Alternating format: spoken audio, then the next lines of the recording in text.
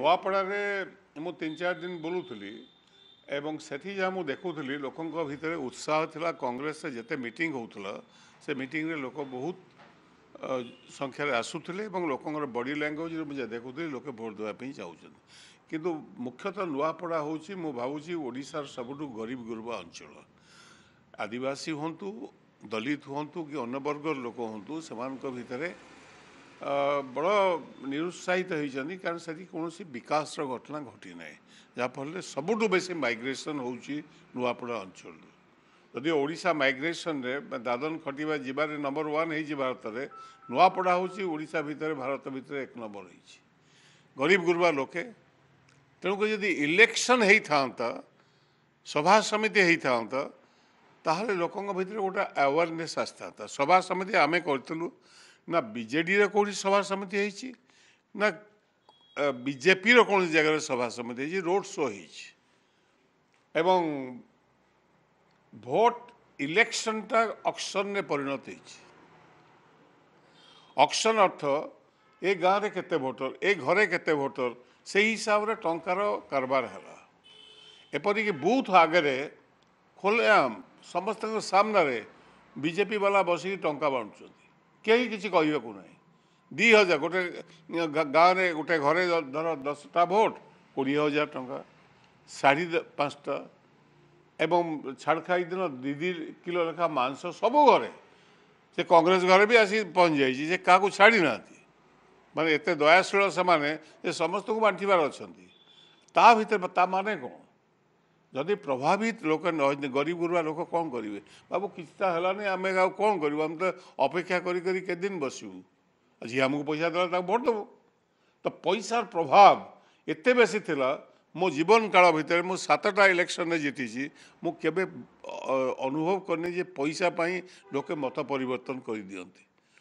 କାରଣ political awareness, ସାମାଜିକ ନ୍ୟାୟର ଲଢ଼େଇ ପାଇଁ କଂଗ୍ରେସ ଦଳ ଆଗାମୀ ଦିନରେ ନିଶ୍ଚିତ ଭାବେ ବଦ୍ଧପରିକର ଏବଂ କଳା ଟଙ୍କା ବିରୁଦ୍ଧରେ ପାହାଡ଼ ବିକ୍ରି ହେଉଛି, ମାଇନ୍ସ ବିକ୍ରି ହେଉଛି, ପାଣି ବିକ୍ରି ହେଉଛି, ବାଲି ଚୋରି ହେଉଛି, ଏସବୁ ଚୋରି ଚାଲିଛି।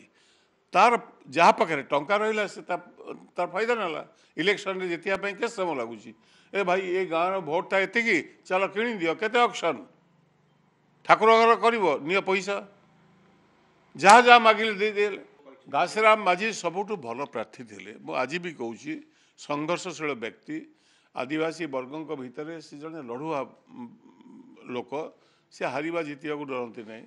ମୁଁ ଦେଖିଲି ବିଜୁ ପଟ୍ଟନାୟକ ଥରେ ଭୋଟ ଲଢ଼ିଥିଲେ, 5ଟା ନିର୍ବାଚନ ମଣ୍ଡଳୀ ସବୁ ଯାକ ହାରିଗଲେ। ତାପରେ ବିଜୁ ପଟ୍ଟନାୟକ ମୁଁ ଅସଲ ବିଜୁ ପଟ୍ଟନାୟକକୁ ଚିହ୍ନିଲି ସେ ହାରିଗଲା ପରେ। ତ ବିଜୁ ପଟ୍ଟନାୟକ ସେତେବେଳେ ବୀରେନ ମିତ୍ର ହାରିଥାନ୍ତି, ବହୁ ନେତା ସବୁ ହାରିଯାଇଥାନ୍ତି 71 ମସିହାରେ। ବିଜୁ ପଟ୍ଟନାୟକ ହାରିଗଲା ପରେ ବିଜୁ ପଟ୍ଟନାୟକ ତିଆରି ହେଲେ। ତେଣୁକରି ହାରିବା ଜିତିବା ଆମ ପାଇଁ ବଡ଼ କଥା ନୁହେଁ, ପ୍ରୋସେସଟା ହେଉଛି ସବୁଠୁ ବଡ଼ କଥା। ଏ କଳା ଟଙ୍କା ବିରୁଦ୍ଧରେ ଯଦି ସଂଘର୍ଷ ନ ହୁଏ, ଏ ଦେଶରେ ଗଣତାନ୍ତ୍ରିକ ଅନୁଷ୍ଠାନ ଏବଂ ନିର୍ବାଚନ ବି ଆଉ ହବ କି ନାହିଁ ମୋର ସନ୍ଦେହ ହେଇଯିବ। ଲୋକଙ୍କର ବିଶ୍ୱାସ ତୁଟିଯିବ। ମୁଁ ସେଇଥିଲାଗି କହୁଥିଲି, ଯାହା ବାଂଲାଦେଶରେ ହେଲା, ଯାହା ଶ୍ରୀଲଙ୍କାରେ ହେଲା, ଯାହା ନେପାଳରେ ହେଲା, ଲୋକେ ତ ଫ୍ରଷ୍ଟ୍ରେଟେଡ୍ ହେବେ। ଲୋକେ ଭୋଟ ପାଇକି ଯାଉଛନ୍ତି ଏବଂ କିଛି କାମ ହେଉନାହିଁ। କେତେଦିନ ଲୋକ ଅପେକ୍ଷା କରିବେ? ହିପ୍ନୋଟାଇଜେସନ୍ ହେଉଛି ଲୋକଙ୍କୁ। ଆମେ 60,000 ଭୋଟରେ ଜିତିଲୁ, ଆଉ କଥା ମାନିବେ କେହି? କିଏ କାହାକୁ ଅନେଇବେ? ମନ୍ତ୍ରୀ ଫନ୍ତ୍ରୀ ଯେଉଁଗୁଡ଼ା ହେଇଛନ୍ତି। ତେଣୁକରି ଇଏ ଏକ ଭୟଙ୍କର ସ୍ଥିତି ହେବା ପାଇଁ ଯାଉଛି। ମୁଁ ଆପଣଙ୍କୁ କହି ରଖେ, ଏ ଯେଉଁ ପ୍ରକାରର ଯେଉଁ ଉତ୍ସାହ ସେ କ୍ୟାମ୍ପରେ ଦେଖାଯାଉଛି, ଏ ପଇସାର ଉତ୍ସାହ।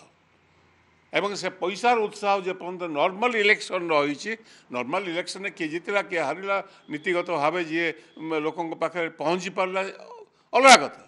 କିନ୍ତୁ ବର୍ତ୍ତମାନ ତ ସେ କଥା ନାହିଁ। ପଇସା ଯାହାର ଭୋଟ ତାର। ସିଏ ଗୋଟେ ଗୁଜରାଟର ଲୋକ, ତା ବାପା ଏଠି MLA ହେଇଥିଲେ ଏବଂ ତାପରେ ତାଙ୍କ ପୁଅକୁ ସିଏ ଆର ପାଟିକି ଚାଲିଗଲେ। କିଛି ଲୋକ ଯାଆସ ନାହିଁ। ଆମକୁ କିଏ ପଇସା ଦେଉଛି? ଢୋଲକିଆ ଦେଉଛି କି ରାମ ଦେଉଛି କି କପିଳ ଦେଉଛି, ସେଥିରେ କିଛି ଯାଏ ଆମ ପାଖକୁ କେତେ ଗରିବ ଲୋକ କ'ଣ ସ୍ୱପ୍ନ ଦେଖିବ? ମୁଁ ମୋ ଛୁଆକୁ ଗଣ୍ଡା ଖାଇବାକୁ ଦେବି ନା ନାହିଁ? ଗରିବ ରଖ ଏବଂ ତାକୁ କିଣ। ଏ କାମ କେତେ ଦିନ ଚାଲିବ? ଇଏ ଏକ ମାମୁଲି କଥା ନୁହେଁ। ପ୍ରତ୍ୟେକ ରାଜନୈତିକ ଦଳ ଇନକ୍ଲୁଡ଼ିଂ କଂଗ୍ରେସ ଏବଂ ଅନ୍ୟ ବାମପନ୍ଥୀ ଦଳମାନେ ଯେଉଁମାନେ ଅଛନ୍ତି, ସେମାନଙ୍କୁ ଗଭୀର ଚିନ୍ତା କରିବାକୁ ପଡ଼ିବ ଯେ ଆମେ ଏ ଗଣତାନ୍ତ୍ରିକ ଅନୁଷ୍ଠାନକୁ ରକ୍ଷା କରିବା ପାଇଁ କଳା ଟଙ୍କା ବିରୁଦ୍ଧରେ କେତେବେଳେ ସଂଘର୍ଷ ହେବ, ସାମାଜିକ ନ୍ୟାୟ ପାଇଁ ଗାଁ ଗାଁରେ ମଦ ଦୋକାନ, ଗାଁ ଗାଁରେ ମଦ ଦୋକାନ। ଯଦି ନୀତିଶ କୁମାର ଭଲ କରୁଛନ୍ତି ବୋଲି ବିହାର ଇଲେକ୍ସନରେ ଆପଣ କହୁଛନ୍ତି, ନୀତିଶ କୁମାରର ସବୁଠୁ ବଡ଼ ଷ୍ଟ୍ରଙ୍ଗ ପଏଣ୍ଟ ହେଇଛି ମହିଳା ଭୋଟ। ଯେ ମହିଳାମାନେ ମଦ ବନ୍ଦ କରାହେଇଛି ଗତ 5-7 ବର୍ଷ ହେଇଗଲାଣି କି 10 ବର୍ଷ ହେଇଗଲାଣି। ଲୋକ କହିଲେ ଚୋରା ମଦ, ହଁ ଚୋରା ମଦ 10% ଆସୁଥିବ, କିନ୍ତୁ ଗାଁ ଗଣ୍ଡାରେ ମହିଳାମାନେ ସୁରକ୍ଷିତ ହେଇଛନ୍ତି। ତାର ଏକ ପ୍ରଭାବ ଅଛି, ଭଲ ପ୍ରଭାବ ରହିଛି। କିନ୍ତୁ ବିହାର ଇଲେକ୍ସନ ଉପରେ ମୁଁ ସନ୍ଦିହାନ ଯେ ଏପରି ଭୋଟ ରେଜଲ୍ଟ କେବେ ଆସିବନି। କୌଣସି ଏକ୍ଜିଟ୍ ପୋଲ୍ ହଉ, ଯେଉଁମାନେ ବିଜେପି କି ସମର୍ଥନ କରୁଥିବା ଏକ୍ଜିଟ୍ ପୋଲ୍ ବି କହିନାହାନ୍ତି ଯେ 130 କି 140 150 ଏତିକି କହିଛନ୍ତି। 200 କେମିତି ହେବ? 200 କେମିତି ହେବ? କ'ଣ ହେଇଛି ତାକୁ ମାନେ ଭୋଟ ରେଜଲ୍ଟ ନ ଆସିଲା ପର୍ଯ୍ୟନ୍ତ ଆମେ କହିପାରୁନି। ଟୋଟାଲ ଏତେ ତ 4-5 ରାଉଣ୍ଡ ନା 9 ରାଉଣ୍ଡ କ'ଣ ଯାଇଛି, ବହୁତ ହାଇ।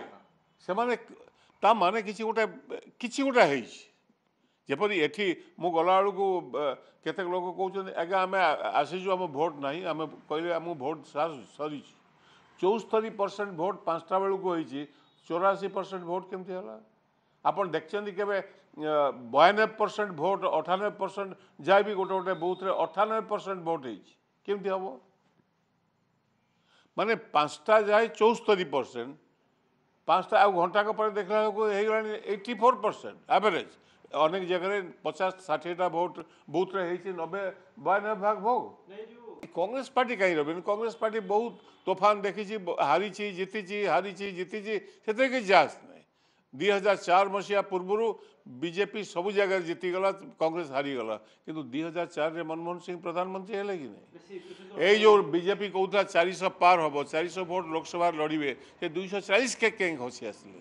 ତେଣୁକରି ଯାହା ବି ମହାଗଠବନ୍ଧନ ଭିତରେ ଯେଉଁ ଦୁର୍ବଳତା ଅଛି, କାହିଁକି ହେଇପାରିଲା ନାହିଁ ଠିକ୍ ଭାବରେ, କାହିଁକି ଏମାନଙ୍କ ଭିତରେ ସମଝୋତା ହେଇପାରିନାହିଁ କି କ'ଣ ହେଇଛି, ତାକୁ ସମୀକ୍ଷା ହେବ। କଂଗ୍ରେସ ଖରାପ କରିଛି, ଆପଣ ଦେଖିବେ ଆରଜେଡି। ମୁଁ ମନା କରୁନି କଂଗ୍ରେସ ଖରାପ କରିଛି, ଆରଜେଡି ବି ଏତେ ଖରାପ କରିବ ବୋଲି ଆଶା କରୁନଥିଲେ। ଯାହା ବି ହଉ, ଖରାପ କରିଛି ମାନେ କାହିଁକି ଖରାପ ହେଇଛି ତାର ଡିଟେଲ ସମୀକ୍ଷା ମୁଁ ଏଠୁ ବର୍ତ୍ତମାନ କହିପାରିବି ନାହିଁ। ରେଜଲ୍ଟ ପୁରା ବାହାରିଯାଉ, ଆ ଉପରେ ସମୀକ୍ଷା ହେବ ଏବଂ ଦେଖାଯିବ ଯେ କ'ଣ ଘଟଣାଟା ହେଇଛି।